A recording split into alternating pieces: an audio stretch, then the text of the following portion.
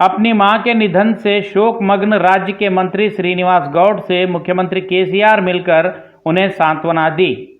महबूबनगर जिले के भूतपुर ग्राम गए मुख्यमंत्री वहां श्रीनिवास गौड़ की मां शांतम्मा के 10वें में शामिल हुए। इस अवसर पर उन्होंने शांतम्मा की समाधि के पास अपनी भावभीनी श्रद्धांजलि अर्पित की। इस मौके पर मुख्यमंत्री केसीआर ने मंत्री तथा उनके परिजनों के प्रति अपनी सहानुभूति प्रकट कर उन्हें धैर्य बंधाया।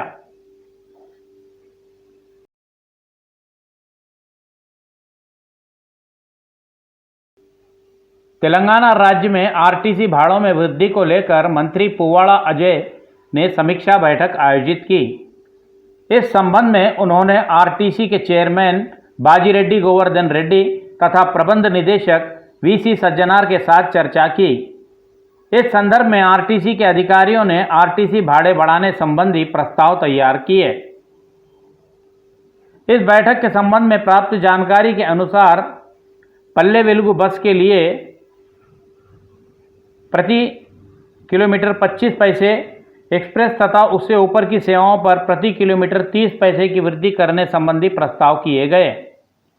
सिटी तथा सामान्य बसों के लिए 25 पैसे प्रति किलोमीटर तथा मेट्रो एक्सप्रेस तथा उससे ऊपर की बस सेवाओं के लिए 30 पैसे प्रति किलोमीटर की दर से वृद्धि करने के प्रस्तावों पर विचार किया गया। मुख्यमंत्री केसीआर द्वारा इन प्रस्तावों पर जांच करने के पश्चात ही भाड़ों में वृद्धि पर भी निर्णय लिए जाने की संभावनाएं दिखाई दे रही हैं।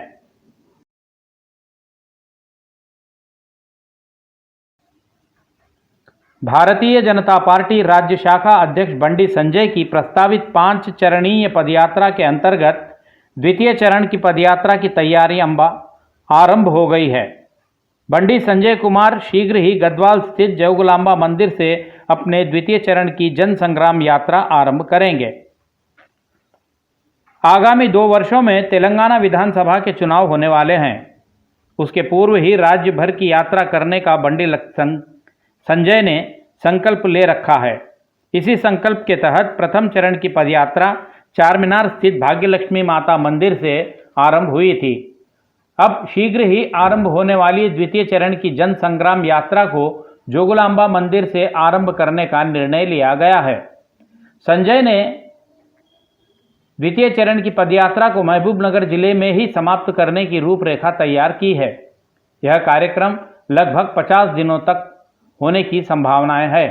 वैसे तो इसी माह की 21 तारीख से द्वितीय चरण आरंभ करने पर विचार किया गया है, फिर भी इस संबंध में पार्टी द्वारा स्पष्ट घोषणा आने तक इंतजार करना होगा। यह ऐसा हो तो पहले से ही तेलंगाना में वाईएस शर्मिला की प्रजा प्रस्थानम पदयात्रा जारी है। इन परिस्थितियों के मद्देनजर राज्य में उत्पन्न परिस्थितियों के अनुरूप भारतीय जनता पार्टी अपना रूट मैप तैयार कर रही है। बंडी संजय ने पहले ही जिलेवारी नेताओं से चर्चाएं कर चुके हैं। अपने द्वितीय चरण की कसरतें पूर्ण होने के बाद ही तिथियों की घोषणा स्वयं बंडी संजय करेंगे।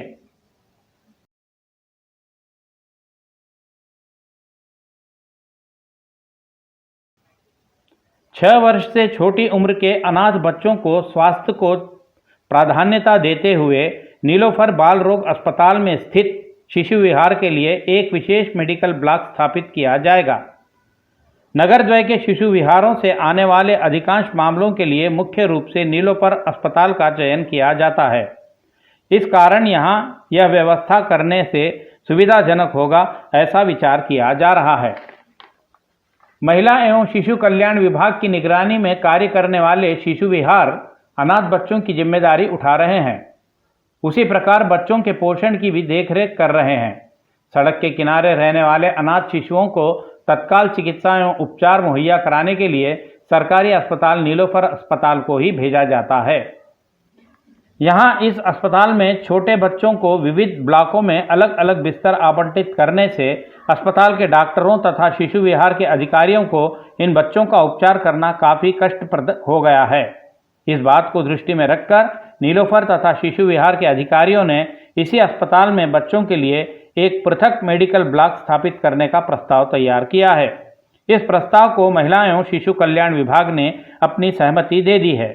इस प्रस्ताव को आधिकारिक मंजूरी प्राप्त होते ही नीलोफर अस्पताल में विशेष चिकित्सकों सहित रसोई कर्मियों के साथ सभी संबंधित कार्य पूर्ण हो जाने के बाद अगले सप्ताह में ब्लॉक को चिकित्सा एवं उपचार हेतु उपलब्ध कराया जाएगा। नीलोफर के अधिकारियों ने बताया कि इससे बच्चों को विशेष उपचार कराना उपलब्ध कराया जाएगा, जिससे उनकी काफ़ी सहायता होगी।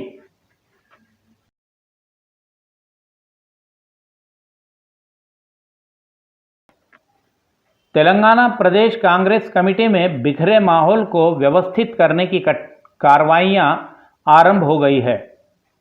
हुजूराबाद उपचुनाव में कांग्रेस पार्टी अपनी जमानत राशि भी बचा नहीं पाई। इस बात पर जो नाराजगियां बनी और अन्य सब कारणों के ब्रेक लगाकर पुनः पार्टी को गति देने के लिए पार्टी के वरिष्ठ नेता तैयार हो गए हैं। जो नेता नाराज हैं उन्हें समझाने मनाने की कवायद आरंभ हो गई है और कई नेता इसी कोशिशों में व्यस्त भी हैं। प्रदेश कांग्रेसी मामलों से अछूते रह रहे कोमटी रेड्डी को समझाने मनाने के लिए कांग्रेसी नेताओं में ही अपनी होड़ लगी हुई है। इस बात की जानकारी स्वयं हनुमंतराव ने मीडिया के समक्ष दी। वी हनुमंतराव ने बातचीत करने के पश्चात आज तक मौन रहे कोमटी रेड्डी ने आज अपना मौन व्रत तोड़ा है। बदवेल चुनाव में कांग्रेस को 6000 वोट मिले। वहीं हुजूराबाद में 3000 के पास सिमटी कांग्रेस अपनी जमानत तक बचा नहीं पाई है। इस बात को भी कोमटी रेड्डी काफ़ी नाराज हैं। कोमटी रेड्डी ने कहा कि पार्टी आलाकमान की आलोचना करना ठीक नहीं है। उन्होंने बताया कि कांग्रेस पार्टी के लिए प्राण तक देने वाले नेता वी हनुमंतराव ही हैं। इसी संदर्भ में वी हनुमंतराव ने समस्त पार्टी कैडर से आग्रह किया कि पार्टी को पूर्ण वैभव दिलाने के लिए सभी को एकजुट होकर संगठित रूप से काम करने की आवश्यकता है।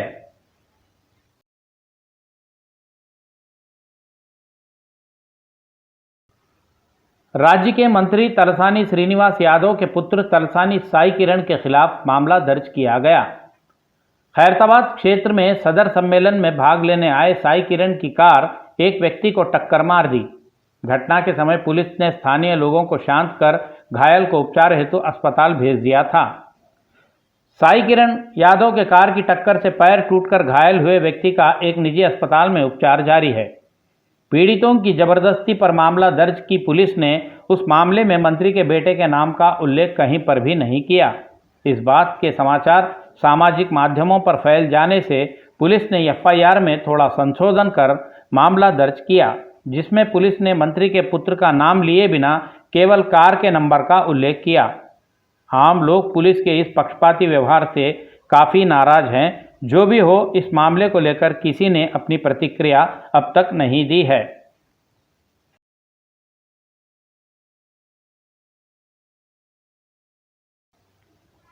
नल्लाकुंटा क्षेत्र की पार्षद अमृता ने कहा कि यादव समाज द्वारा आयोजित किए जाने वाले सदर सम्मेलन की परंपरा निजाम काल से भी पूर्व की है।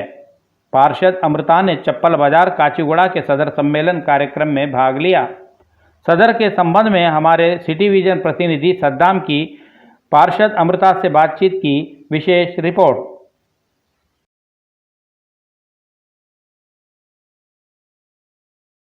దీపావళి సందర్భంగా ఈ రోజు సదర్ ఉత్సవాలు ఘనంగా నిర్వహిస్తున్నారు।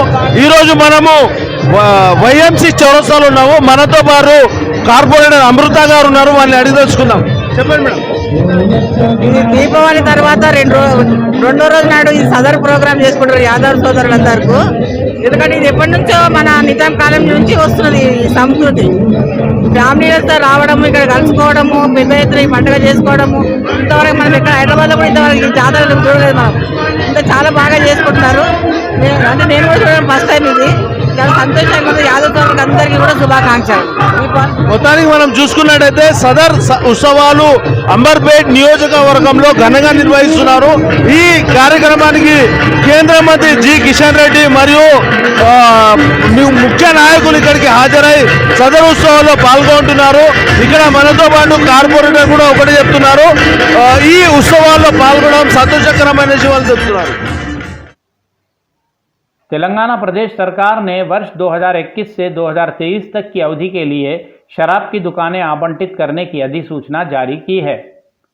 गौरतलब है कि सरकार ने एक ही दुकान के लिए एक ही नाम से कई अनेक आवेदन पत्र कर सकने की सुविधा प्रदान की है। राज्य सरकार ने इस बार से वाइन शॉपों के आवंटन में आरक्षण पद्धति को अमल करने का निर्णय लिया है। इसी के लिए आवेदन शुल्क की रकम भी 2 लाख रुपए रखी गई है। लिक्कर शॉपों की स्थापना के लिए गौड़ों एसटी के लोगों को आरक्षण दिया जा रहा है। सूचना के अनुसार इस माह की 16 तारीख तक आवेदन किया जा सकता है और 18 नवंबर को दुकानों के लिए लॉटरी द्वारा ड्रा निकाला जाएगा। आवेदक मनचाही संख्या में आवेदन कर सकते हैं। इस समय राज्य भर में 2216 वाइन शॉप हैं। भविष्य में कितनी दुकानें रहेंगी, इस बात की कोई स्पष्टता अभी जारी नहीं की गई। यह संबंधित अधिकारियों का कहना है। जो भी हो, लॉटरी में जिसका नाम निकलेगा उसी को वाइन शॉप अलॉट किया जाएगा।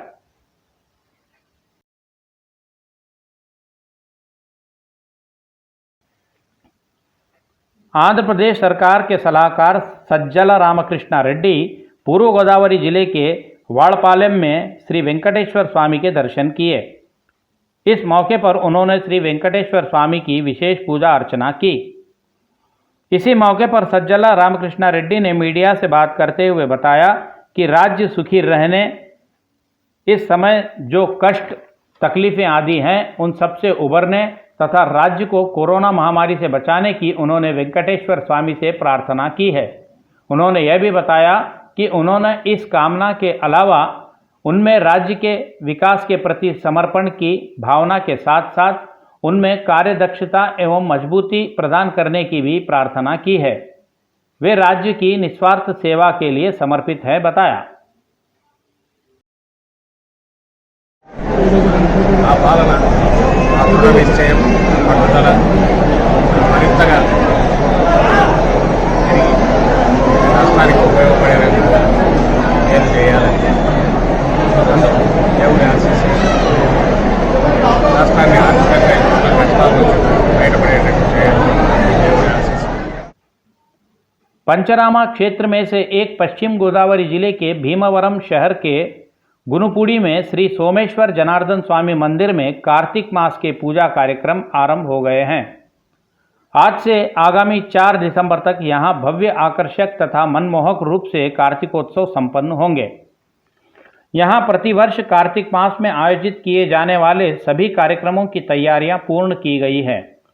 यहां दर्शन के लिए केवल आंध्र प्रदेश से ही नहीं बल्कि देश के विविध राज्यों से लोग कार्तिक मास के दर्शन करने आते हैं। मंदिर समिति के संचालकों ने बताया कि मंदिर में सभी प्रकार के सुरक्षा इंतजाम किए गए हैं।